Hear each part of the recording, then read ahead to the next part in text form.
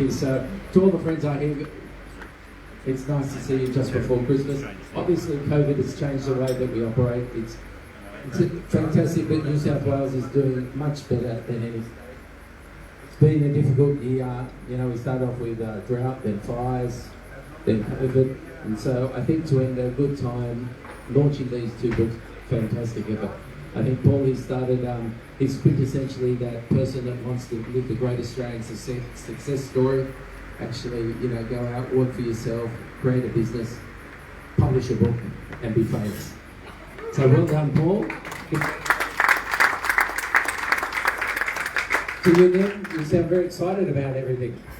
I don't know, 6 people. Stand around yourself by 6 people. We're surrounded by many lovely people here today.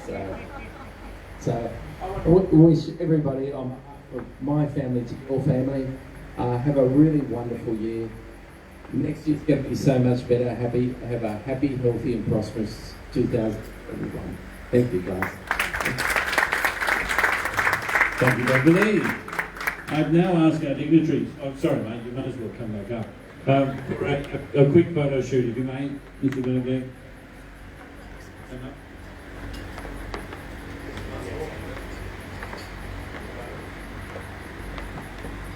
If we can serrate it a little bit so you're not all too close in these days of COVID.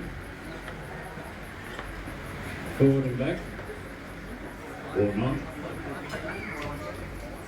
Yeah, some forward, some back. Yeah, it shouldn't be that hard, yeah.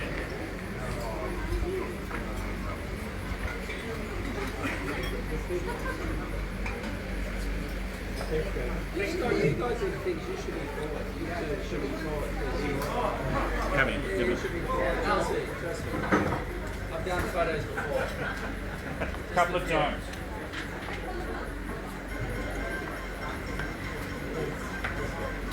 Thanks, everybody. Are we done? Well, I'd just like to thank the Beach Hut for the food and beverage that we're having today. I'm used to evening events. It's been fantastic. I hope you enjoy more. So here we are. Paul, come up.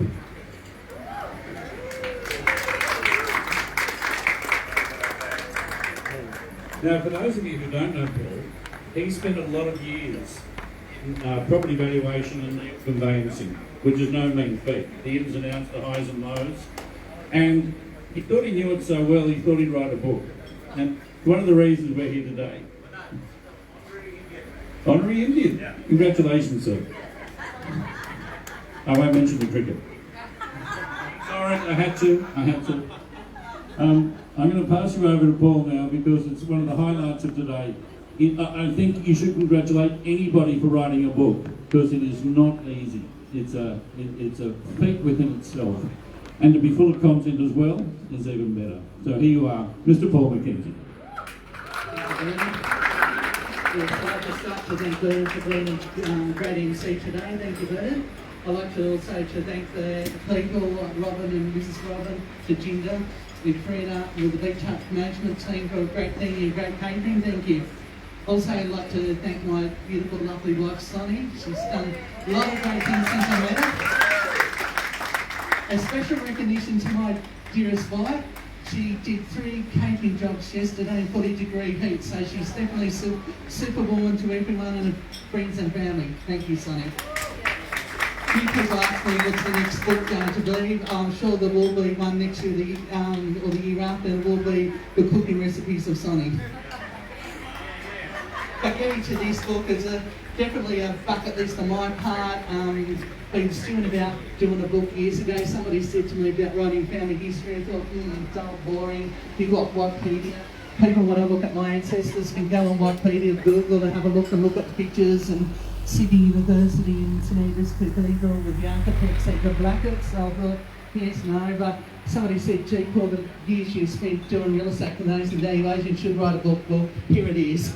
So it's not for the professional end, it's for the lay people. And I thought about it. One of the reasons looking at my clients, and for example, a client asking me, what are council rates? I thought, well, you just bought the property. So I thought, write a book, layman's terms, so just give some tips about buy, to sell, to invest, number tips, the number of chapters.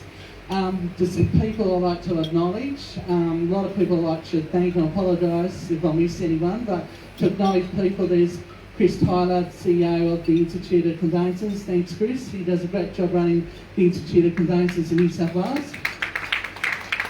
He's on the mobile phone, so he must be busy. Peter Mockery, also the team of McGrath Partners. I've had a great relationship with them. They give me work, I give them work. It's been a great relationship. I got to know Peter last year. He's a top gun auctioneer. My goodness, 7 auctions in 42 degree heat yesterday, and I believe all of them sold under the hammer and over above the reserve. Peter's also a great actor, so if you know his face, yeah, I believe he's an actor on one of the detective programs, either Channel 7 or Channel 9, if I'm correct.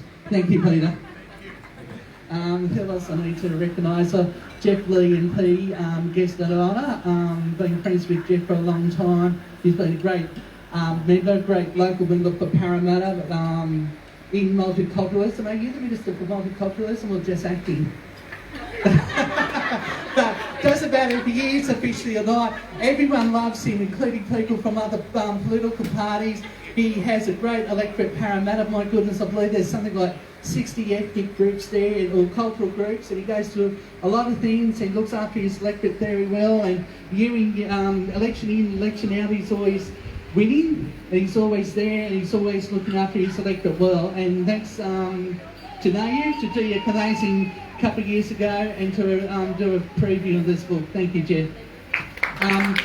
Also to acknowledge, but he had to go, Philip Ruddick, our local member, was the local member for Broward, now the member for Hornsby. Philip's been a great local member for the area and does tremendous well. A lot of people know him and respected him. He was the Attorney General Minister for Immigration during the Howard years, and I think a lot of people agree that we should go back to his policies where immigration should be a merit and not, well, I won't say the current minister's name, but there's a few of them there that seem to sort of bias it towards cultural groups, but we should get back to welcoming everybody. Anyway, bit of political speech from my part. I'd like to recognise Dipan, past President of the Australian India Business Council. I'd like to recognise Srini, the past President of the United India Association. Who else? I think that's most of them here. I'd like to acknowledge the Consul Generals of Sri Lanka and India. Welcome. I'll say to my language, Satreko. But I've been to both countries. I've been to Sri Lanka twice, and I've been to India, obviously, 9 times. Australia and India, and Australia and Sri Lanka, we've got fantastic relations. I believe it was only a couple of days ago was the 70th anniversary of the Colombo Plan, and since then Australia's had great relations with both countries, and that will continue to foster, grow and improve as time goes on. Thank you. There's a few apologies. I also like to recognise on my side Kent Johns, local councillor, great bloke, and a future member for Banks. You'll get there. He'll make a great minister. I've seen his bits on Facebook with his business, with going overseas, and make a great trade minister in the future. But I also like to few apologies. Former Premier Mike Begg couldn't make it. He was a great help in the chapter I wrote about retirement property. He's taken over one of the senior property management groups, and it's good to get, with his kind permission, some of his comments going into it, because when I start writing the chapter, it's quite negative, thinking, God, you don't send your loved ones there, they rip you off, take your money, and when your loved ones die, they don't want to know you. But yeah, there's obviously good and bad in retirement properties. I sort of balance out trying to be unbiased, but it's obviously there's been a royal prediction, and obviously we'll just monitor and see how the senior retirement property scheme of things go in the future. I also like to, it's Peter May from the Executive Director of the CBD Chamber of Commerce. I just like to acknowledge him. He wrote acknowledgement of the book too, but I couldn't make it. Thanks for everyone being here. Thanks for everyone's friendships, love and support over the years. It's been over the years, and obviously those relationships will continue the journey, especially when we see somebody's cookbook in the future. Thank you. Well done. You say, Danny, there's no such thing as a free lunch. So thank you for your hellos and welcomes. Pleasure. I'd like to ask you a couple of questions about the book. Yes. All right, the obvious one is, inspired you to write this book? Accommodations, I just call space self-ego, like to have a published book. I think also looking at my own clients, I want to do in layman's terms, like I use the example, a lady bought a property, then asked me, well, what council rates are? I thought, gee, you bought a property, you should know. But there's other things about it. I've had people asking me questions, you know, what's some buying tips, what's some selling, investment. Also, I mentioned the chapter about senior retirement property. There's pros and cons behind it as well, but there's other chapters I wrote in it. I also did a valuation chapter, which gives insight how does valuation work, but I put a diagram when people read the book. It's a humorous one that I saw on Facebook. Everyone's got the idea how much their property's worth, and it depends who you speak to. It depends if it's little, you know, tiny, small worth, or very big. Depends who you talk to, whether it's taxman or the selling agent. So it is a quite detailed, difficult book to write. How did you go about doing that? Took my time. Thank you to Corona. It's something I want to do the last few years, but something happened this year. Now, I spent 3 months paying rent for office space in the city, but I had to stay home on work. So when I wasn't doing work, it was typing. But I think I'd sort of go through the chapters, chapter by chapter, type it up, and technical information. Thought, well, better raise that, retype it so people understand what I'm talking about. I got a bit lost in the third act, but that's my ignorance, not your writing. So, speaking of those chapters, do you have a favourite section? Do you have a favourite part of your business that you like to write about? I think we're all equal, like my friends. Oh, look at that. You're a socialist and you don't know it. Don't tell him you're going over Castle Hill way. A Fabianist, of course. Is there anything you'd like to read out, part of the book that you find particularly memorable? Look, I'll just read something that's topical coming out to Geoff's state government this week. One chapter I called the something about the menace of taxation, something I won't go into but sort of discuss about it. With all the different investment classes in Australia, property is the most popular, but it's also the one that's most taxed. You buy it, you pay stamp duty. You sit on it, you pay council rate. You sell it, you're likely to cop capital gains tax. So all three levels of government, all sorts of different taxes. I had a gut feeling 6 months ago. I read in the chat and said, oh, you know, who knows the stamp duty? They may base down reading land tax or something similar to land tax. Well, at the moment it's in a proposed form. I've noticed Victoria's now doing the same, talking about cutting stamp duty in half, and it's looking at land tax, but who knows? Obviously, the state government's put into public consultation. Obviously, all of us will have our feedback and see what's going to happen next year on the taxation of property. Who knows? It could be like a holding tax where they might combine some of these taxes together, and the state government shares the revenue with the local councils. There's other comments I've seen on through Google and a few other Facebook about people what they say should be replace a stamp duty. But anyway, tax is basically fair and square, but at the end of the day, the government's got to raise the money. You've got the GST from Canberra, but it's obviously, and it's not the property tax on property like stamp duty, there's the payroll tax, and you obviously got to look at it, review it, make the right changes and have the right revenue in place for all the services. We've got the health, education, transport, infrastructure, but it's got to be paid somehow. All right, mate, I'm done, unless there's anything else you want to say. No, that's all. Well done. Okay. I'm Paul McKenzie. And congratulations again. So not only one book launch, but two. May I call the inimitable Nim Golka to the stage, please. Round of applause. The thing I love about Nim's writing, because I've been to a few of these, and I mean that nicely, is all her wisdom is digestible. So I think it's very apt, the title of this book. So I'm very happy to pass over the baton to Nim Golka to talk about her own book, Success Cafe. Takeaways for everyday success. So I'm just talking, there's no Q&A. Why does Paul get the Q&A? He got to speak first. Would you like to speak? I will. I think he likes to speak. So, I was told that behind every successful man, there's a woman. But I want to amend that.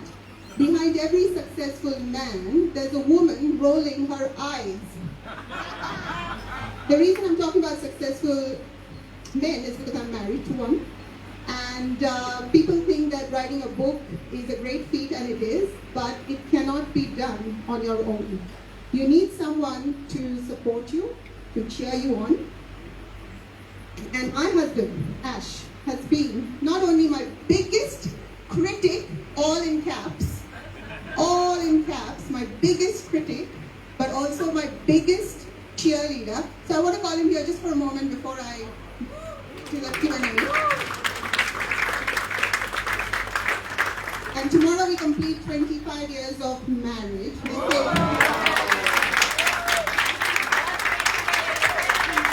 And it is Ash's birthday today, so you can all say happy birthday.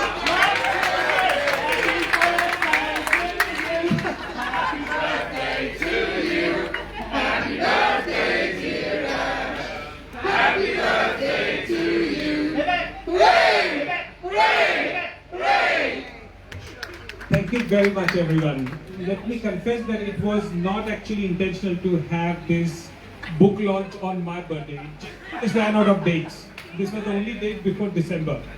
So there you go. But thank you very much. Glad to have such a big company on my birthday. Thank you. I'm going to hand it back to the, how is it, do you think charismatic? That'll do. But The obstreperous Bernard Purcell. we have this running war of grammar, English grammar, who gets more vocabulary out. Yeah. So, hang on, let me find the right page. I'm sorry. Nimgoga, they say that everybody has a book in them. How did you find 4? I think there's about 20 books in me. I'm hoping to write a few more. But who here believes they've got a story in them that they'd like to someday share? Okay, a few. So I'm not wrong. And I know Paul once told me it was on his bucket list. So writing a book is on many people's bucket list. It was on mine too. And I'm hoping I can write a few more, but... Very good. We look forward to particularly the lead up on Facebook to each book. It's fabulous. So we all know you've got your businesses, and there's several. You've got a family and you're raising them. One of them still at high school. She's still with us? Oh no, up the back. So with all that, how do you find time to write books? Great question. I just find that being busy and being productive are two very, very different things. A lot of people are busy all the time, but at the end of the day, not sure if they've been productive. So a long time ago, I decided that I don't have to be perfect at everything I do. I don't have to be the perfect wife, the perfect mother. A good enough wife and a good enough mother will do. Who agrees with me? So when you allow yourself to be good enough at a few things, then you get some time left over to do things that truly add meaning to your life. So that's how I find time. Excellent. Now it's funny, we're coming into the Christmas season. Why should everybody have a copy of your book or give a copy of your book as a Christmas present? You know, I worked for many years in sales, right? You knew that. But jokes apart, I have a lot of friends who hate reading books. And they're quite annoyed with me for being an author because then they're forced to read all my books just to prove their friendship, right? But Poonam, you agree, right? There she is, one of my friends who doesn't really like to read, but she's forced to read them all. So this year I decided to write a little book that people can carry in their handbags, even in their pockets maybe.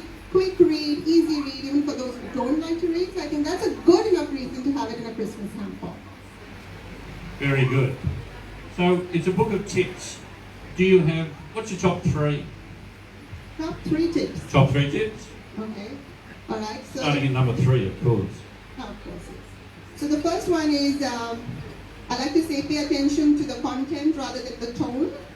So for example, when my husband tells me things and I don't like the tone, I get annoyed and how dare you talk to me like that? But then I realize that content-wise, he's spot on, you know, so whatever he's saying, I may not like the delivery, but the content is good. So the day I realized that it's more important to pay attention to the content rather than someone's tone. I mean, there's always a time to tell someone we can't talk to you like that. But if you're obsessed with how people speak to you, you miss the actual message. So you don't shoot the messenger just because you don't like the messenger, so don't shoot the message is how I look at it. Can I just get away with just one top tip? That is my special one. All right, we'll let you get away with it this time. That brings us to the near close of our today. I'd like to thank or congratulate Paul again for his book. Round of applause, please.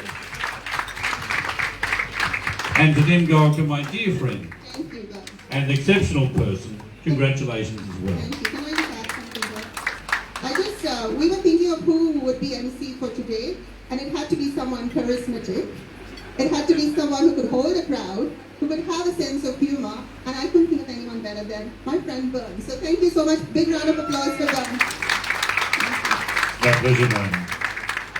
I think we've got some champagne coming.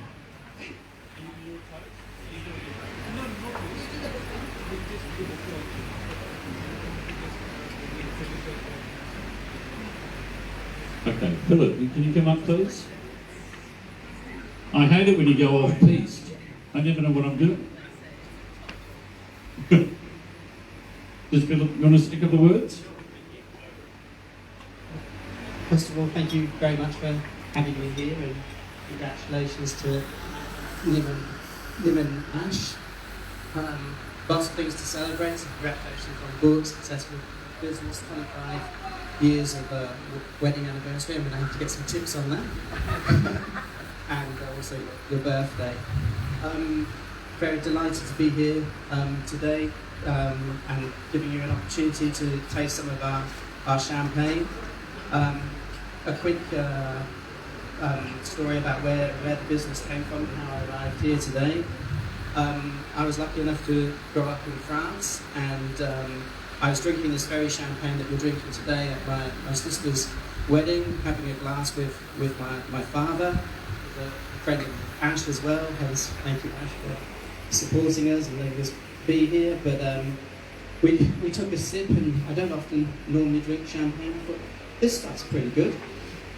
And so a week later we met with the champagne maker, and our business was born in terms of importing this into the champagne and some of their wines into Australia. 3 years on, we've got about 100 products now. We import wine and champagne from France and Italy, and we're also, especially because of the drought recently, we've been making friends in the Hunter Valley and around Australia and supporting the smaller boutique vineyards, which is what our business is about, supporting the smaller ones, not the mass-produced stuff. Not that there's anything wrong with that, but it's not our core market. And we're in talks at the moment with some Spanish companies as well about bringing in some of their wine. So I hope you enjoy it, and if you're interested in tasting some more champagne and wine, come talk to me today. So thank you again. Thank you very much. The microphone. We now? Can I just say one thing? Thank you, Philip. He brought 6 bottles of lovely French champagne. I hope everyone gets to sample the wonderful champagne. As soon as I invited him for today's function, the first thing is he put his hand up and said, "Can I offer you some champagnes?" So I said, "Why not? You can't say no to a good French champagne." So enjoy the champagne today on Philip. Or in French, pourquoi pas. So now we have the official opening. Yes, there is an official opening of book. So if I could have the collective consuls to the stage again, please. Sony, of course, Paul. Ash, you coming up? Not Ash, not Ash. Sorry, mate.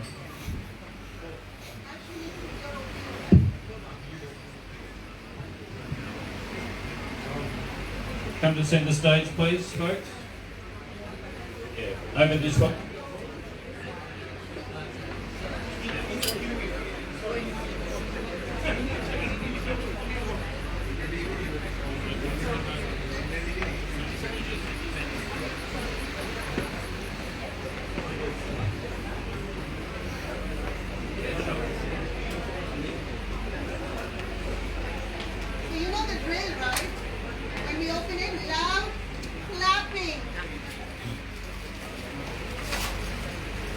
And cue audience. Let's clap. Thank you.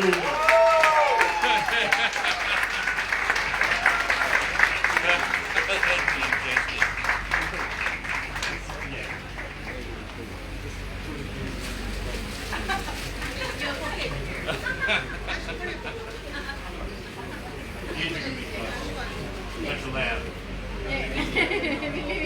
Yeah, that's it.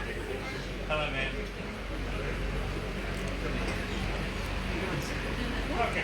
Come and stand over here, Ash. You can come closer. This one.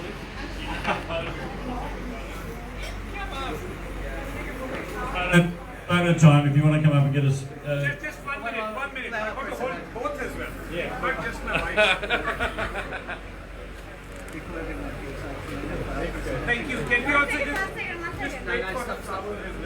We just want to do a flower presentation. Can you help Ash with the flowers?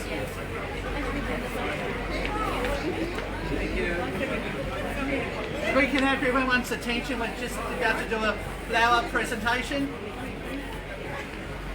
Good to see you, Christoph. You like it? I thought it was smart casual. I love the pink though. You wear it well. Can we have everyone's attention, please? Please, Chief. We've just got a few acknowledgements to thank people today with flowers.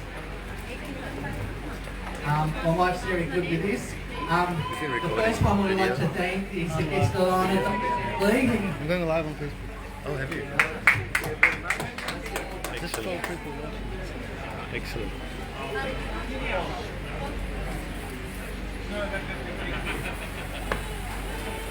Thank you. Mr. Lakshman, Consul General of Sri Lanka.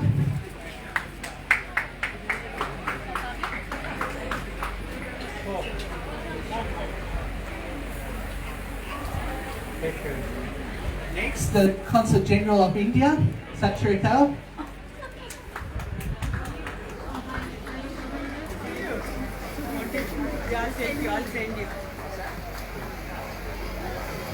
Next, I'd like to thank very much and Ash.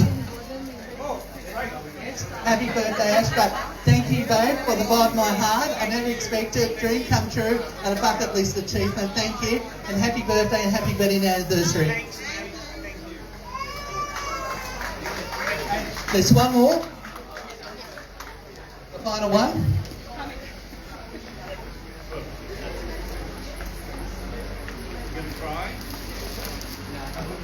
How do you do that on wedding day?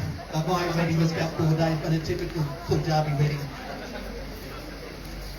The last but least, my beautiful wife, Sunny. Thank you very much for putting this book launch together for both of us, for everything you've done in my life and our family and friends. You're the bright, shining star for so many people. Thank you, darling.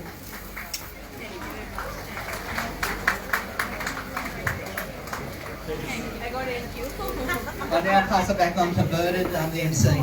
All right, thanks everybody. We're nearly there. If you still have your champagne slabs, can I ask you to charge your glasses? Yeah, sure.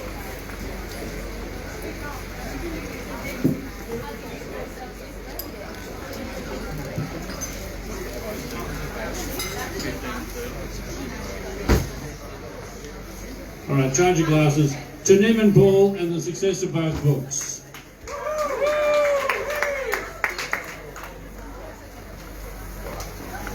Which brings us to the business side of the day.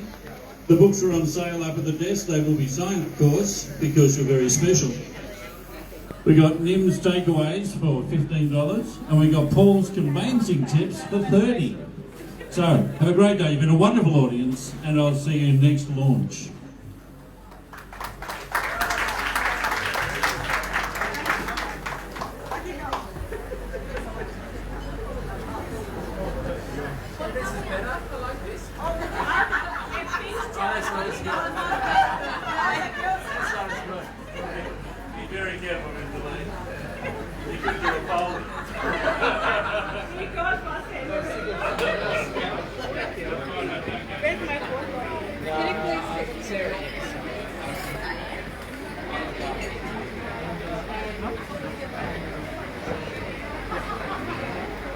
So the books are Paul.